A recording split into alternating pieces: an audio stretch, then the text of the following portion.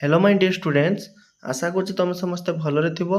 आज मु तुम मानक पई तुम नवम श्रेणी साहित्यधारा पुस्तकर पद्य विभागर मनीषवाई पद्यटीर बाकी थिबा सप्रसंग सरलार्थ आउ दीर्घ उत्तरमूलक प्रश्नर उत्तर नहीं कि आछि।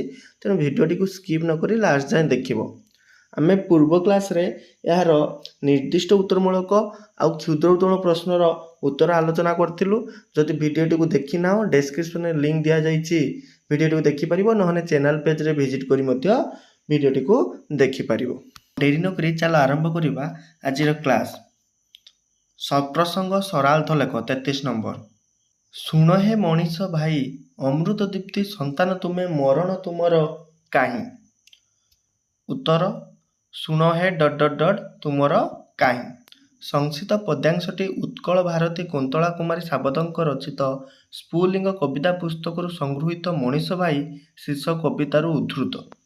एठारे कवयित्री पराधीन ओडिया जातिर नैराश्य दग्ध प्राणरे आशा और आत्मविश्वास भरी देवा पई जागरण धर्मी आह्वान देइचंती।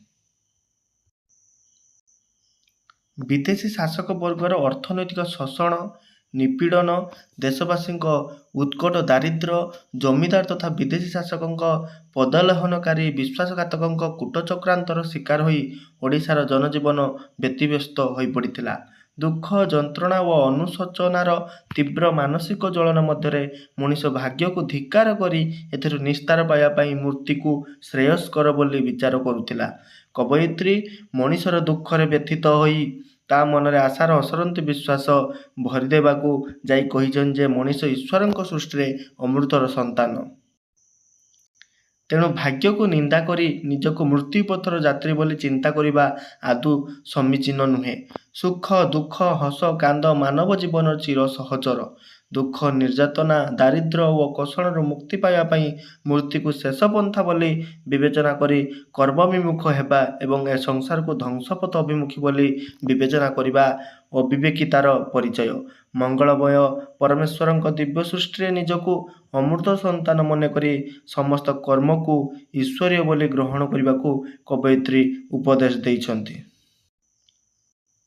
तापर 34 नंबर। एनुहे विधाता विचार ध्वंसर यात्री मृत्युर धात्री नुहे सुंदर संसार। उत्तर एनुहे सुंदर संसार।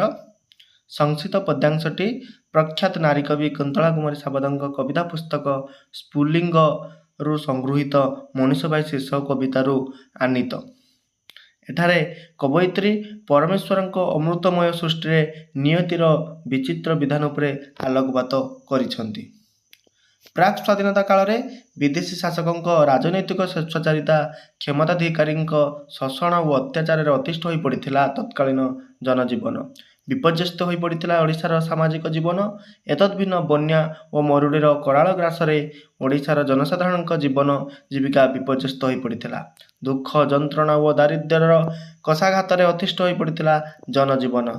परमेश्वर मनीष को कर्मतत्पर रही कर्तव्य संपादन ब्रती होगा निमंते ए संसार को पठेइछंती। सुख दुख और हसकांदर चिर परिवर्तनशील दुनिया रे दुख जंत्रणा दारिद्र्य लज्जा और अपमानर मनीष जे चिरकाल दग्धभूत होउथुबो यह नियतिर विधान नुहे। शोषण कषण अभाव अनटन जेते जंत्रणादायक हेले मध्य तार गति मूर्ति नुहे कि ए संसार कदापि ध्वंसाभिमुखी नुहे। समयर चक्र चिर घूर्णनशील दुख पर सुखर समय अवश्य उपगत हेब। एणु मनर नैराश्य और हीनमान्यता परिहार करी कर्मरे निजको नियोजित करने को कवयित्री आह्वान देइचंती। तापर 35 नंबर देख। शुण शुण विश्ववासी करमर शुभ भुवन एहिटी करमरे श्रम नासी। उत्तर शुण शुण श्रम नासी। संक्षिप्त पद्यांशटी नारी कवि कुंतला कुमारी साबतଙ୍କ रचित स्फुलिंग कविता पुस्तक संगृहीत मनीष भाई शीर्षक कवितारू उद्धृत। एठारे कवयित्री कर्मर जयगान करी कर्म को जीवनर मानदंड भाव ग्रहण करने को मनुष्य को आह्वान देइछंती। पराधीन देशवासी विदेशी शासकों शोषण कषण और अत्याचार अतिष्ठ हो भाग्य को धिक्कार करने पूर्वक मूर्ति को श्रेयस्कर बोली विवेचना करुले। कवयित्री कुंतला कुमारी मनीषर नैराश्य दग्ध प्राणरे आशा और आत्मविश्वास सृष्टि करने ताकू भाग्यवादी न हो कर्मरे नियोजित होगाकू परामर्श देइछंती। ईश्वर मनीष को कर्म करने धराधाम जन्म देइछंती। ଫଳ ବାଞ୍ଛା ନ କରି ସର୍ବଦା କର୍ମରତ ରହିଲେ ମନ ମଧ୍ୟକୁ କୁଭାବନା ପ୍ରବେଶ କରିପାରେ ନାହିଁ। ନିରାଶା, ଦୁଃଖ ଓ ଯନ୍ତ୍ରଣାରୁ ମୁକ୍ତି ପାଇବାର ଏକମାତ୍ର ପଥ ହେଉଛି କର୍ମତତ୍ପରତା। ଏ ସଂସାର ହେଉଛି ମାନବର କର୍ମଭୂମି। ତେଣୁ ନିଜକୁ ମଣିଷ କର୍ମରେ ଜଡ଼ିତ କରି ପରମେଶ୍ୱରଙ୍କ ଅମୃତମୟ ସୃଷ୍ଟିକୁ ମହନୀୟ କରିବାକୁ କବୟିତ୍ରୀ ପରାମର୍ଶ ଦେଇଛନ୍ତି। ବାସ୍ତବିକତା ଦୃଷ୍ଟିରୁ କର୍ମଠ ଜୀବନ ମାନସିକ ସନ୍ତୁଳନ, ସୁରକ୍ଷା ଓ କାୟିକ ସୁସ୍ଥତା ରକ୍ଷାରେ ସହାୟକ ହୁଏ। ତେଣୁ ଜୀବନରେ ସବୁ ମାନ, ଅପମାନ, ଲଜ୍ଜା, ଭୟ, ଅଶ୍ରୁ, ଅଭିଳାଷ, ଦୁଃଖ, ଅବଶୋଷକୁ ବିଭୁ ପଦାରବିନ୍ଦରେ ସମର୍ପଣ ପୂର୍ବକ କର୍ମରେ ବିନିଯୁକ୍ତ ହେବାକୁ ମଣିଷ ଭାଇକୁ ନାରୀ କବି ଆହ୍ୱାନ କରିଛନ୍ତି। ତାପରେ 36 ନମ୍ବର, ବିଧାତାର ବରପୁତ୍ର ଯୁଗାନ୍ତ ମୃତ୍ୟୁ ରଜୁ ଛିଣ୍ଡାଇ ଧର ହେ ଜୀବନ ସୂତ୍ର। ଏହାର ଉତ୍ତର ଦେଖ, ବିଧାତାର ଜୀବନ ସୂତ୍ର। ପ୍ରାକ୍ତ ପଦ୍ୟାଂଶଟି ଉତ୍କଳ ଭାରତୀ କୁନ୍ତଳା କୁମାରୀ ସାବତଙ୍କ ରଚିତ ସ୍ଫୁଲିଙ୍ଗ କବିତା ପୁସ୍ତକ ଅନ୍ତର୍ଗତ ମଣିଷ ଭାଇ ଶୀର୍ଷକ କବିତାରୁ ଉଦ୍ଧୃତ। ଏଠାରେ କବୟିତ୍ରୀ ଦୁଃଖ, ଯନ୍ତ୍ରଣା, ଦାରିଦ୍ର୍ୟ ଓ ଅପମାନରେ ବ୍ୟଥିତ ମୃତ୍ୟୁକାମୀ ମଣିଷ ଭାଇକୁ ତାର ମହାର୍ଘ ଜୀବନର ମହତ୍ତ୍ୱ ରକ୍ଷାରେ ପ୍ରୟାସୀ ହେବାକୁ ଆହ୍ୱାନ କରିଛନ୍ତି। ଅନନ୍ତ ମରଣ ଯେ ମଣିଷର କପାଳ ଲିଖନ ନୁହେଁ, ଜୀବନର ଶେଷ ଗତି ନୁହେଁ, କବୟିତ୍ରୀ ଏହି ଭାବନା ମଣିଷ ମନରେ ଭରିଦେବାକୁ ତାଙ୍କ କବିତା ମାଧ୍ୟମରେ ଆହ୍ୱାନ କରିଛନ୍ତି। ମନର ସମସ୍ତ ନୈରାଶ୍ୟ ଓ ହତାଶବୋଧ ଦୂର କରିବା ପାଇଁ କର୍ମରେ ନିମଜ୍ଜିତ ରହିବା ହିଁ ଶ୍ରେଷ୍ଠ ବିକଳ୍ପ। କବୟିତ୍ରୀଙ୍କ ମତରେ ମାନବ ହେଉଛି ବିଧାତାଙ୍କ ଶ୍ରେଷ୍ଠ ବରପୁତ୍ର। ଜୀବନ ଯୁଦ୍ଧରେ କ୍ଷତାକ୍ତ ହୋଇଗଲେ ମୃତ୍ୟୁକୁ ଶେଷ ଗତି ବୋଲି ଭାବି ନୀରବରେ ଅଶ୍ରୁ ବିସର୍ଜନ କରିବା ବୀରତ୍ୱର ପରିଚାୟକ ନୁହେଁ। ସାମାନ୍ୟ ରକ୍ତପାତରେ ଜୀବନ କ୍ଷୀଣ ବା ଦୁର୍ବଳ ହୋଇଯାଏ ନାହିଁ, କିମ୍ବା ଲଜ୍ଜା ଓ ଅପମାନର କଳଙ୍କ କାଳିମାରେ ମନୁଷ୍ୟ ଦିନହୀନ ହୋଇଯାଏ ନାହିଁ, ବରଂ ସମସ୍ତ ବିଷାଦ, ବ୍ୟର୍ଥତା, ଦୁଃଖ, କାତରତା ଓ ହୀନମନ୍ୟତାରେ ବଳୟ ମଧ୍ୟରୁ ମୁକ୍ତି ପାଇବାର ପ୍ରକୃଷ୍ଟ ପନ୍ଥା ହେଉଛି କର୍ମତତ୍ପରତା। ସଂସାର ରୂପକ ଏହି ବିଶାଳ କର୍ମଭୂମିରେ ବିଭୁ ପ୍ରେରିତ କର୍ମୀ ବୋଲି ନିଜକୁ ମନେକରି କର୍ମରେ ନିୟୋଜିତ ରହିଲେ ମଣିଷ ଜୀବନ ସୂତ୍ର ଧାରଣରେ ସମର୍ଥ ହୋଇପାରିବ। ମୃତ୍ୟୁକାମୀ ମାନବ ମନରେ ଆତ୍ମବିଶ୍ୱାସ ଭରିଦେବାରେ କବୟିତ୍ରୀଙ୍କ ଆଶାବାଦୀ ଆହ୍ୱାନ ଓ ମାନବ ଦରଦୀ ଭାବୋଚ୍ଛ୍ୱାସ ପ୍ରଣିଧାନ ଯୋଗ୍ୟ। ତାପରେ ଦୀର୍ଘ ଉତ୍ତରମୂଳକ ପ୍ରଶ୍ନର ଉତ୍ତର ଦେଖ। 37 ନମ୍ବର ପ୍ରଶ୍ନ, ହତୋତ୍ସାହିତ ହୋଇପଡ଼ିଥିବା ମଣିଷଙ୍କୁ କବି କି ପ୍ରକାର ପ୍ରେରଣା ଯୋଗାଇଛନ୍ତି ପଠିତ କବିତା ଅନୁସରଣରେ ଆଲୋଚନା କର। ଯେତେବେଳେ ଦୀର୍ଘ ଉତ୍ତରମୂଳକ ଆମେ ପ୍ରଶ୍ନର ଉତ୍ତର ଲେଖିବା, ସଂକ୍ଷିପ୍ତରେ ଟିକେ କବିଙ୍କ ପରିଚୟ ଦେବା, ତାପରେ ଆମେ ପ୍ରଶ୍ନଟିର ବ୍ୟାଖ୍ୟା ବା ବର୍ଣ୍ଣନା କରିବା। ମଝିରେ ମଝିରେ ଗୋଟେ ଦୁଇଟା କବିତାର ପଦ ମଧ୍ୟ ଲେଖିକି ତାକୁ ବ୍ୟାଖ୍ୟା କରିବା। ଉତ୍ତର, ଓଡ଼ିଆ ସାହିତ୍ୟର ବାଣୀ ବିତାନରେ ଉତ୍କଳ ଭାରତୀ କୁନ୍ତଳା କୁମାରୀଙ୍କ ସାହିତ୍ୟ ସାଧନା ଓ ସୃଷ୍ଟି ଓଡ଼ିଆ ସାହିତ୍ୟର ଇତିହାସ ପୃଷ୍ଠାରେ ଏକ ଉଲ୍ଲେଖନୀୟ ସ୍ଥାନ ଅଧିକାର କରିଛି। ଜୀବନର ସ୍ୱଳ୍ପ କାଳ ମଧ୍ୟରେ ପ୍ରତିଭାର ସୁବିନିଯୋଗ କରି ଓଡ଼ିଆ ସାହିତ୍ୟ କ୍ଷେତ୍ରରେ ନିଜର ଅମିଳନ ପରିଚୟ ରଖି ଯାଇଛନ୍ତି ନାରୀ କବି। କବୟିତ୍ରୀଙ୍କ ଲେଖନୀ ନିଃସୃତ ଅଞ୍ଜଳି, ଉଚ୍ଛ୍ୱାସ, ଅର୍ଚ୍ଚନା, ସ୍ଫୁଲିଙ୍ଗ ଓ ଆହ୍ୱାନ ଆଦି କବିତା ପୁସ୍ତକ, ଭ୍ରାନ୍ତି, ନଅତୁଣ୍ଡି, ପରଶମଣି, ରଘୁବର ଗୀତ, କାଳୀବୋଉ ଆଦି ଉପନ୍ୟାସ ତାଙ୍କ ଅମିଳନ ବହୁମୁଖୀ ପ୍ରତିଭାର ବଳିଷ୍ଠ ନିଦର୍ଶନ। ମଣିଷ ଭାଇ ଶୀର୍ଷକ କବିତା କବୟିତ୍ରୀଙ୍କ ସ୍ଫୁଲିଙ୍ଗ କବିତା ପୁସ୍ତକରୁ ସଂଗୃହୀତ। ଏହି ପୁସ୍ତକର ରଚନା କାଳ ପ୍ରାକ୍ ସ୍ୱାଧୀନତାକାଳୀନ, ଯେତେବେଳେ ବିଦେଶୀ ଶାସକ ସ୍ୱେଚ୍ଛାଚାରିତା, ଶୋଷଣ ଓ ଅତ୍ୟାଚାର, ଜମିଦାର ଶ୍ରେଣୀ ବ୍ୟକ୍ତି ବିଶେଷଙ୍କ ଜୁଲମ ଓ ନାଲିଆଖି ଓଡ଼ିଶା ସାଧାରଣ ଜନଜୀବନକୁ ଦୁର୍ବିସହ କରିଦେଇଥିଲା। ନିଷ୍ପେଷିତ, ଲାଞ୍ଛିତ ମଣିଷ ନିନ୍ଦା, ଅପମାନ, ଲଜ୍ଜା ଓ ଭୟରେ କାକୁସ୍ଥ ହୋଇ ଦୁଃଖ ଯନ୍ତ୍ରଣାରେ ଅତିଷ୍ଠ ହୋଇ ପଡ଼ିଥିଲା। ସାମାଜିକ ଜୀବନର ବିପର୍ଯ୍ୟସ୍ତ ପରିସ୍ଥିତି ଓ ମଣିଷ ଭାଇ ହୃଦୟରେ ବସା ବାନ୍ଧିଥିବା ନୈରାଶ୍ୟ ଅବଲୋକନରେ କବୟିତ୍ରୀ ମ୍ରିୟମାଣ ହୋଇ ପଡ଼ିଛନ୍ତି। ରାଜନୀତିକ ତଥା ସାମାଜିକ ଜୀବନର ସମସ୍ତ ପ୍ରତିକୂଳତାର ସମ୍ମୁଖୀନ ହୋଇ ମଣିଷ ଭାଗ୍ୟବାଦୀ ହେବାକୁ ବାଧ୍ୟ ହୋଇଛି। ଦୁଃଖ, ଲାଞ୍ଛନା, ଅପମାନ ଓ ଅପବାଦକୁ ଭାଗ୍ୟଲୋଭୀ ବୋଲି ଧରି ନେଇ ସଂସାରକୁ ଧ୍ୱଂସ ପଥର ଯାତ୍ରୀ ଓ ମୃତ୍ୟୁ ପଥର ଧାତ୍ରୀ ବୋଲି ଚିନ୍ତା କରିଛି। ମୃତ୍ୟୁରେ ହିଁ ଦୁଃଖପୂର୍ଣ୍ଣ ଜୀବନରେ ପରିସମାପ୍ତି ବୋଲି ତା ମନରେ ଦୃଢ଼ ଧାରଣା ସୃଷ୍ଟି ହୋଇଛି। ସେମାନଙ୍କ ନୈରାଶ୍ୟ ଦଗ୍ଧ ପ୍ରାଣରେ ଆଶା ଓ ଆତ୍ମବିଶ୍ୱାସ ଭରି ଦେବା ପାଇଁ କବୟିତ୍ରୀଙ୍କ ଲେଖନୀରୁ ଝରି ପଡ଼ିଛି କବିତା ମଣିଷ ଭାଇ। ସେମାନଙ୍କ ଦୁଃଖରେ ସମଦୁଃଖୀ ହୋଇ କବି ଗାଇ ଉଠିଛନ୍ତି, ଶୁଣ ହେ ମଣିଷ ଭାଇ, ଛୁରୀ ମରିବାକୁ ବୁଢ଼ୀ ମରିବାକୁ ମଣିଷ ଜନମି ନାହିଁ। ଶୁଣ ହେ ମଣିଷ ଭାଇ, ଝୁରି ମରିବାକୁ ବୁଡ଼ି ମରିବାକୁ ମଣିଷ ଜନମି ନାହିଁ। ହତୋତ୍ସାହିତ ମଣିଷ ଭାଇକୁ ବଞ୍ଚିବାର ରାହା ଦେଖାଉ ଯାଇ କବୟିତ୍ରୀ କେତୋଟି ମୂଲ୍ୟବାନ ପରାମର୍ଶ ଦେବା ସଙ୍ଗେ ସଙ୍ଗେ ଆଶାବାଦୀ ଅନୁପ୍ରେରଣାରେ ସେମାନଙ୍କ ମନରେ ଆତ୍ମବିଶ୍ୱାସ ଜାଗ୍ରତ କରିବାକୁ ପ୍ରୟାସ କରିଛନ୍ତି। ପ୍ରଥମେ ଦୁଃଖ ଦୁର୍ଦ୍ଦଶାକୁ ବିଧି ଅଭିପ୍ରେତ ବୋଲି ବିବେଚନା କରି ଭାଗ୍ୟକୁ ଧିକ୍କାର ନ କରିବାକୁ କି ଶତହତ ଶ୍ୱାସରେ ଜୀବନକୁ ଅଧିକ ଯନ୍ତ୍ରଣା ଜର୍ଜରିତ ନ କରିବାକୁ କବୟିତ୍ରୀ ସମ୍ବେଦନଭରା ଆଶ୍ୱାସନା ବାଣୀ ଶୁଣାଇଛନ୍ତି। ମାନବ ଜାତି କଦାପି ଧ୍ୱଂସ ପଥର ଯାତ୍ରୀ ନୁହେଁ କି ଏ ସଂସାର ମୃତ୍ୟୁର ମରଣଜନ୍ତା ନୁହେଁ। ଈଶ୍ୱର ସୃଷ୍ଟ ଏ ନିଷ୍ଫଳ ବିଶ୍ୱ ହେଉଛି ମାନବର କର୍ମଭୂମି। ଅମୃତର ସନ୍ତାନ ମନୁଷ୍ୟ ପରମେଶ୍ୱରଙ୍କ ମୋହନୀୟ ସୃଷ୍ଟି। ହସ କାନ୍ଦ ସୁଖ ଦୁଃଖ ଭଲ ମନ୍ଦରେ ସଦା ପରିବର୍ତ୍ତିତ ସମୟକୁ ନେଇ ଏ ସଂସାରରେ ସବୁକିଛି ଆତଯାତ ହେଉଛି। ତେଣୁ ନୈରାଶ୍ୟଦଗ୍ଧ ଜୀବନ ଅତିବାହିତ କରିବା ବିବେକୀର ଲକ୍ଷଣ ନୁହେଁ। ନାରୀ କବିଙ୍କ ମତରେ ଏ ସଂସାର ହେଉଛି ମାନବ ପାଇଁ କର୍ମଭୂମି। ସଦା କର୍ମତତ୍ପର ରହି କର୍ତ୍ତବ୍ୟ ସମ୍ପାଦନ କରିଯିବାକୁ ପରମେଶ୍ୱର ଏହି ସୁନ୍ଦର ସଂସାରକୁ ଆମକୁ ପଠାଇଛନ୍ତି। ପଶୁତ୍ୱ ଦେବତ୍ୱ ପରୀକ୍ଷାରେ ଉତ୍ତୀର୍ଣ୍ଣ ହେବା ପାଇଁ ଅନ୍ତରୀପୁ ଦମନ ପ୍ରତି ଯତ୍ନଶୀଳ ହେବାକୁ ମଧ୍ୟ କବୟିତ୍ରୀ ପରାମର୍ଶ ଦେଇଛନ୍ତି। ତାଙ୍କ ମତରେ କାମ କ୍ରୋଧ ଲୋଭ ମୋହ ମଦ ମାଶ୍ଚର୍ଯ୍ୟ ଆଦି ଷଡ଼ରିପୁ ତଥା ଇନ୍ଦ୍ରିୟ ସୁଖ ଲାଳସା ମାନବାତ୍ମାକୁ କଳୁଷିତ କରି ପାପାତ୍ମାରେ ପରିଣତ କରିଥାଏ। ତେଣୁ ସେହି ଷଡ଼ରିପୁ ଦମନରେ ପ୍ରୟାସୀ ହେଲେ ମଣିଷ ଦିବ୍ୟ ଜୀବନ ଲାଭ କରିବାରେ ସମର୍ଥ ହୋଇ ଦେବତ୍ୱର ଅଧିକାରୀ ହୋଇପାରିବ। ପରମେଶ୍ୱରଙ୍କୁ ଋଣୀ କରିବା ପାଇଁ ମାନବୀୟ ଧର୍ମର ଯଥାଯଥ ପାଳନ ଅନିବାର୍ଯ୍ୟ। କବିଙ୍କ ଭାଷାରେ ଋଣୀ କର ଭବରାଣେ ତାଙ୍କର ଚରାଚର ପରାଣରେ ବଳି ଦିଅ ନିଜ ପ୍ରାଣେ।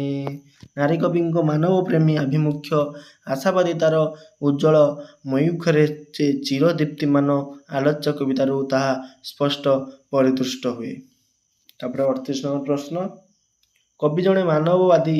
ଏହି ଉକ୍ତିର ଯଥାର୍ଥତା ମଣିଷ ଭାଇ କବିତା ଅବଲମ୍ବନରେ ପ୍ରତିପାଦନ କର।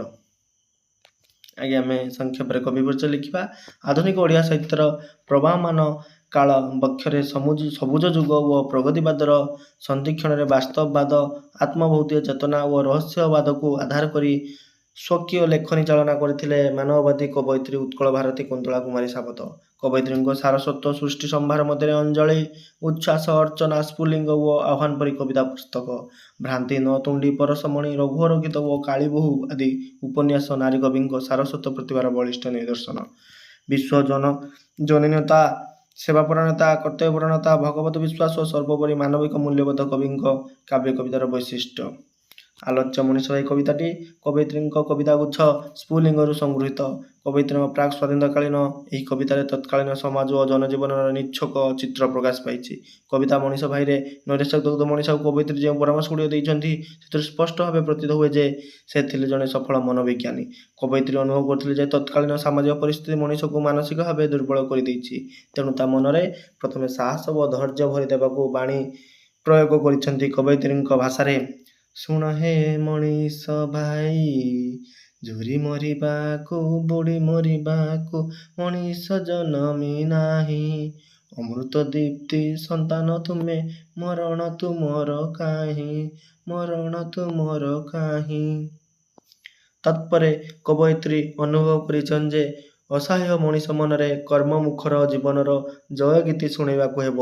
କର୍ମରେ ନିୟୋଜିତ ରହିଲେ ମଣିଷ ଯେ ଦୁଃଖ ଅବସାଦ ଅପମାନ ଲଜ୍ଜା ଓ ଭୟ ଆଦି ମାନସିକ ଦୌର୍ବଲ୍ୟଜନିତ ବସ୍ତୁତ ହେବ କବୟିତ୍ରୀ ଏହା ଆତ୍ମୋପଲବ୍ଧିରୁ ଅବଗତ ଥିଲେ। ତେଣୁ କର୍ମର ଜୟଗାନ କରି ସେ ଗାଇ ଉଠିଛନ୍ତି ଶୁଣ ଶୁଣ ବିଶ୍ୱବାସୀ କରମର ଶୁଭ ଭୁବନ ଏଇଟି କରମରେ ଶ୍ରମ ନାଶୀ।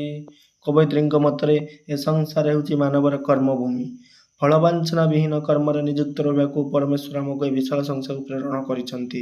ମଣିଷ କର୍ମତତ୍ପର ରହି ସ୍ୱକର୍ତ୍ତବ୍ୟ ସମ୍ପାଦନ କରି ଚାଲିଲେ ଈଶ୍ୱର ସୃଷ୍ଟିରେ ସାର୍ଥକତାରେ ପରମପ୍ରୀତ ହେବେ। ଭାଗ୍ୟବାଦୀ ମଣିଷକୁ ନିୟତି ବିଚାରରେ ନିରପେକ୍ଷତା ତଥା ପରିବର୍ତ୍ତନଶୀଳ ଦୁନିଆରେ ବହମାନ ସ୍ରୋତରେ ସୁଖ ଦୁଃଖ ହସ କାନ୍ଦ ଓ ସମ୍ପଦ ଦାରିଦ୍ର୍ୟର ପଟ ପରିବର୍ତ୍ତନ ରୂପ ସ୍ମରଣ କରାଇଛନ୍ତି। ତେଣୁ ନିଜକୁ ହୀନମନ୍ୟ ଚିନ୍ତା ଚେତନାରୁ ମୁକ୍ତ କରି ଜୀବନକୁ ଅମୃତ ଅନ୍ୱେଷୀ କରିବା ଯେ ମାନବୋଚିତ ଧର୍ମ ଏହି ପରାମର୍ଶ ଦେଇ ନିରାଶା ଅନ୍ଧକାରରେ ପଥଚ୍ୟୁତ ମଣିଷକୁ ନାରୀକବି ଆହ୍ୱାନ ଦେଇଛନ୍ତି। ମୃତ୍ୟୁ ଯେ ଜୀବନର ଶେଷ ଗତି ନୁହେଁ, ଏହି ଦିବ୍ୟ ଭାବନାକୁ ହୃଦୟରେ ଧାରଣା କରି କର୍ମପ୍ରବଣ ଜୀବନଯାପନରେ ପ୍ରୟାସୀ ହେଲେ ଜୀବନ ଅଧ୍ୟୋକ ଉପଭୋଗ୍ୟ ହୋଇ ଉଠିବ ବୋଲି ନାରୀକବିଙ୍କ ମହାନ ଉପଦେଶ ତାଙ୍କ ମାନବବାଦୀ ଦୃଷ୍ଟିଭଙ୍ଗୀର ବଳିଷ୍ଠ ପ୍ରମାଣ ପ୍ରଦାନ କରେ। ତାପରେ 39 ନମ୍ବର ପ୍ରଶ୍ନ, ଅମୃତର ସନ୍ତାନ ମଣିଷ କିପରି ତାର ଜୀବନକୁ ସରସ ସୁନ୍ଦର କରିପାରିବ ବୋଲି କବି ପ୍ରେରଣା ଦେଇଛନ୍ତି। ପ୍ରଥମ ଉତ୍ତର ଦେବା ସଂକ୍ଷେପରେ କବି ପରିଚୟ ଲେଖିବା। ଉତ୍କଳ ସାରସ୍ୱତ ଗଗନର ଅନ୍ୟତମ ଜ୍ୟୋତିର୍ମୟ ଜ୍ୟୋତିଷ୍କ ଆଧ୍ୟାତ୍ମିକ ଚେତନାରେ ବାର୍ତ୍ତାବହ ତଥା ମାନବବାଦର ଯଥାର୍ଥ ରୂପକାର ନାରୀକବି ଉତ୍କଳ ଭାରତୀ କୁନ୍ତଳା କୁମାରୀ ସାବତ ପ୍ରାକ୍ ସ୍ୱାଧୀନତା କାଳର ଏକ ସୁଦୂରପ୍ରସାରୀ ନାମ। କବୟିତ୍ରୀଙ୍କ ସାରସ୍ୱତ ସୃଷ୍ଟି ନିଚୟ ମଧ୍ୟରେ ଅଞ୍ଜଳି, ଉଚ୍ଛ୍ୱାସ, ଅର୍ଚ୍ଚନା, ସ୍ଫୁଲିଙ୍ଗ, ଆହ୍ୱାନ ଆଦି କବିତା ପୁସ୍ତକ, ଭ୍ରାନ୍ତି, ନଅତୁଣ୍ଡି, ପରଶମଣି, ରଘୁଅ ରକ୍ଷିତ, କାଳୀବୋହୂ ଆଦି ଉପନ୍ୟାସ ତାଙ୍କ ସୃଷ୍ଟି ନୈପୁଣ୍ୟର ପରିଚାୟକ। କବିତା ମଣିଷ ଭାଇ ନାରୀକବିଙ୍କ କବିତା ପୁସ୍ତକ ସ୍ଫୁଲିଙ୍ଗ ଅନ୍ତର୍ଭୁକ୍ତ ଏକ ଆହ୍ୱାନଧର୍ମୀ ସମ୍ବନ୍ଧୀ କବିତା। ସ୍ୱାଧୀନତା ପ୍ରାପ୍ତି ପୂର୍ବରୁ ଦେଶବାସୀ ବିଦେଶୀ ଶୋଷଣ ଅତ୍ୟାଚାରରେ ଅତିଷ୍ଠ ହୋଇ ଦୈନ ଜୀବନ ଯାପନ କରୁଥିଲେ। ଭୂମିକା, ରୋଗବ୍ୟାଧି, ବନ୍ୟା ଓ ମରୁଡ଼ିଜନିତ ପ୍ରାକୃତିକ ବିପର୍ଯ୍ୟୟ ଆଦି ନାନାବିଧ ପ୍ରତିକୂଳ ପରିସ୍ଥିତି ମଧ୍ୟ ଦେଇ ଘୋର ନୈରାଶ୍ୟପୂର୍ଣ୍ଣ ଜୀବନ ଅତିବାହିତ କରୁଥିଲେ। ଅସହାୟ ମଣିଷ ନିଜର ଦୁରବସ୍ଥା ଭାଗ୍ୟକୁ ଦାୟୀ କରି ଓ ମୃତ୍ୟୁରେ ହିଁ ଜୀବନ ଯନ୍ତ୍ରଣା ମଣିଷକୁ ମଣିଷ ପରି ବଞ୍ଚିବା ପାଇଁ କବିତାରେ ରହିଛି ନାରୀମାନଙ୍କର ଆଶାନ୍ୱିତ ଆହ୍ୱାନ। ନାରୀକବିଙ୍କ ଭାଷାରେ କ୍ରୂର ଅତ୍ୟାଚାରେ ଦଳିବ ଦୁର୍ବଳେ, ରକ୍ତ ପିପାସା ଶମିବ, ନତ ଶିରେ ସୁଖେ ଶ୍ରୀପାଦେ ଅରପି, ଆପଣାକୁ ଆପେ ବଧିବ। ଏ ନୁହେଁ ବିଧାତା ବିଚାର, ଧ୍ୱଂସର ଯାତ୍ରୀ ମୃତ୍ୟୁର ଧାତ୍ରୀ, ନୁହେଁ ଏ ସୁନ୍ଦର ସଂସାର। ନାରୀକବିଙ୍କ ମତରେ ପରମେଶ୍ୱର ସୃଷ୍ଟ ଏ ସଂସାର ଚିର ଆନନ୍ଦମୟ ଓ ମଙ୍ଗଳମୟ। ସଂସାରବାସୀ ହେଉଛନ୍ତି ଅମୃତର ସନ୍ତାନ। ମଣିଷ ଚାହିଁଲେ ତା ଜୀବନକୁ ମଧୁମୟ ସରସ ସୁନ୍ଦର କରିପାରିବ। ତେଣୁ ମୃତ୍ୟୁପଥର ଜାତି ବୋଲି ଭାବି ମଣିଷ ସ୍ୱକର୍ତ୍ତବ୍ୟ ସମ୍ପାଦନ ନିବୃତ୍ତ ରହିବା ଅଭିଜ୍ଞତାର ପରିଚୟ। ନାରୀକବି ବିଶ୍ୱବାସୀଙ୍କୁ ସଦା କର୍ମତତ୍ପର ରହି କର୍ତ୍ତବ୍ୟ କରିଯିବାକୁ ଉପଦେଶ ଦେଇଛନ୍ତି। କର୍ମରେ ନିମଜ୍ଜିତ ରହିଲେ ମନ ଭିତରେ ନୈରାଶ୍ୟ ହତାଶାବୋଧ ଦୂର କରିବା ସମ୍ଭବ। ମନ ମଧ୍ୟରୁ ଲଜ୍ଜା, ଭୟ, ଅପମାନ, ଅପବାଦକୁ ବିସ୍ମୃତ ହେବା ପାଇଁ କର୍ମଯୋଗ ହିଁ ଶ୍ରେଷ୍ଠ ଉପଚାର। ମନରେ ଅହମିକା ପୋଷଣ କରି କ୍ରୋଧଯୁକ୍ତ ହେଲେ ବା ପ୍ରତିଶୋଧ ପରାୟଣ ଭାବନା ମନରେ ଧାରଣ କଲେ ଆତ୍ମା କଳୁଷିତ ହୁଏ। କାମ, କ୍ରୋଧ, ଲୋଭ, ମୋହ, ମଦ, ମାତ୍ସର୍ଯ୍ୟ ଆଦି ଅନ୍ତରୀପମାନଙ୍କୁ ଦୃଢ଼ ଭାବେ ଦମନ କରି ମାନବୀୟ ଗୁଣାବଳୀରେ ଭୂଷିତ ହେଲେ ପରମେଶ୍ୱରଙ୍କ ଆଶୀର୍ବାଦ ପ୍ରାପ୍ତ ହୁଏ। ଇନ୍ଦ୍ରିୟ ଲାଳସା ପରିହାର କରି ମନରେ ଦିବ୍ୟ ଚେତନା ଜାଗ୍ରତ କଲେ ମାନବ ଦେବତ୍ୱର ଅଧିକାରୀ ହେବ। ନୈତିକତାପୂର୍ଣ୍ଣ ଜୀବନଶୈଳୀକୁ ପାଥେୟ କରି ମନର ଫଳପ୍ରାପ୍ତି ବାଞ୍ଛା ନ କରି କର୍ମ ନିୟୋଜିତ ରହିଲେ ସବୁ ସମସ୍ୟା ସହଜରେ ସମାହିତ ହୋଇପାରିବ ବୋଲି କବୟିତ୍ରୀ ଦୃଢ଼ୋକ୍ତି ପ୍ରକାଶ କରିଛନ୍ତି। କର୍ମମୟ ସଂସାରରେ କର୍ତ୍ତବ୍ୟ ସମ୍ପାଦନରେ ବର୍ତ୍ତୀ ହେବା ହିଁ ମାନବିକ ଶ୍ରେଷ୍ଠ ପରିଚୟ। କବିଙ୍କ ମତରେ ମାନବ ହେଉଛି ବିଧାତାର ବରପୁତ୍ର। ଜୀବନ ଯୁଦ୍ଧରେ ସାମାନ୍ୟ କ୍ଷତାକ୍ତ ହୋଇଗଲେ ସେ ନିଜକୁ କ୍ଷୀଣ ବା ଦୁର୍ବଳ ମନେ କରିବା ଅନୁଚିତ। ଦୁଃଖ, ଯନ୍ତ୍ରଣା, ଲଜ୍ଜା, ଅପମାନ, ଅପବାଦରେ ନିଜକୁ ଦୀନହୀନ ମନେ କରିବା ମଧ୍ୟ ଅନୁଚିତ। ଧୈର୍ଯ୍ୟ, ସାହସ ଓ ବିକ୍ରମ ସହ ଜୀବନ ସଂଗ୍ରାମରେ ସମ୍ମୁଖୀନ ହେବା ବୀରଚିତ୍ତ ଲକ୍ଷଣ। କାରଣ ପରମେଶ୍ୱର ତାଙ୍କ ଅମୃତମୟ ସୃଷ୍ଟିର ଅଭିନବ ବିକାଶ ଦର୍ଶନରେ ଚିର ଆଗ୍ରହୀ। ଅମୃତ ସନ୍ତାନ ମାନବର ଆଧ୍ୟାତ୍ମିକ ବିକାଶରେ ଦର୍ଶନରେ ସେ ସଦା ସନ୍ତୁଷ୍ଟ। ମଣିଷ ମନରେ ଆତ୍ମଚୈତନ୍ୟ, ପ୍ରାଣପ୍ରାଚୁର୍ଯ୍ୟ ତଥା କର୍ମମୟ ଜୀବନରେ ଉନ୍ମାଦନା ଭରିଦେବାର ମଣିଷ ଭାଇ କବିତା ଯେ ନାରୀକବିଙ୍କର ଏକ ସାର୍ଥକ ସୃଷ୍ଟି, ଏଥିରେ ଦ୍ୱିରୁକ୍ତି ନାହିଁ। ତାପରେ 40 ନମ୍ବର ପ୍ରଶ୍ନ,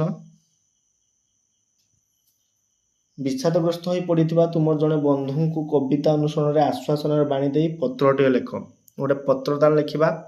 ପ୍ରଥମେ ଲେଖିବା ପ୍ରକ୍ରିୟାଟାକୁ କେମିତି ପ୍ରୋସେସଟାକୁ ଦେଖ। ପ୍ରଥମେ ପତ୍ର ଯେତେବେଳେ ଲେଖିବ, ଏଇ ଡାହାଣ କଡ଼ରେ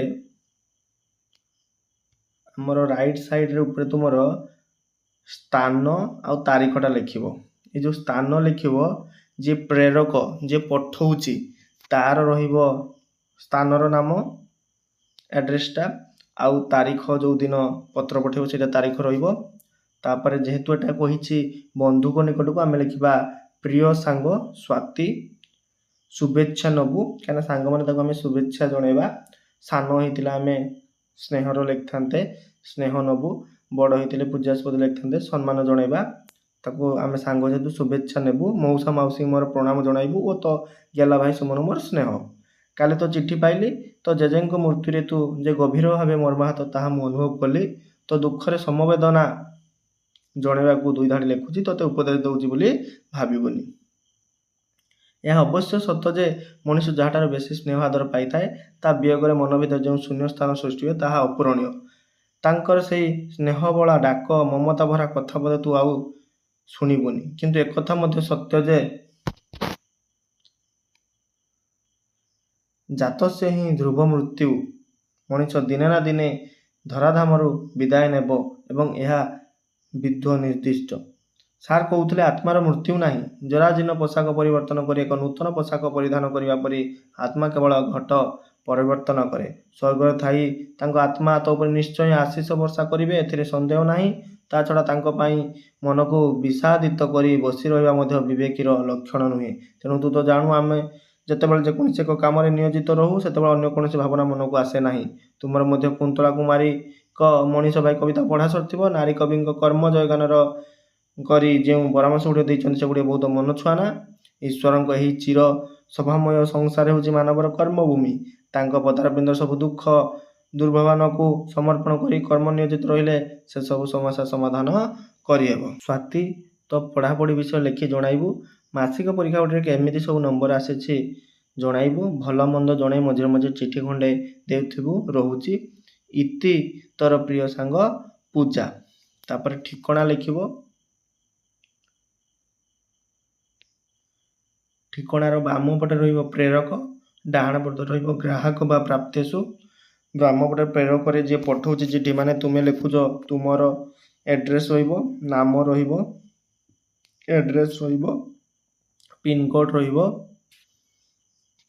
तापरे जाहाको पठाउछ तांकर एड्रेस रहिबो, नाम, पिन कोड, पोस्ट एटा सब रहिबो। एठी तुमे टिकेट भी लिखि परिबो बोली तुमे लिखिबो। आशा करछि भिडियोटी भल लागिथिबो। भिडियोटी को भल लागिथिले गोटे लाइक कमेंट करिवो आ सांग मानन सहित शेयर करिवो। चैनल रे प्रथम धरी करी आस्थिले चैनल को सब्सक्राइब करी बेल आइकन को क्लिक करिवो। आज पई एतिकी, पुणी देखाबो नेक्स्ट क्लास रे। धन्यवाद।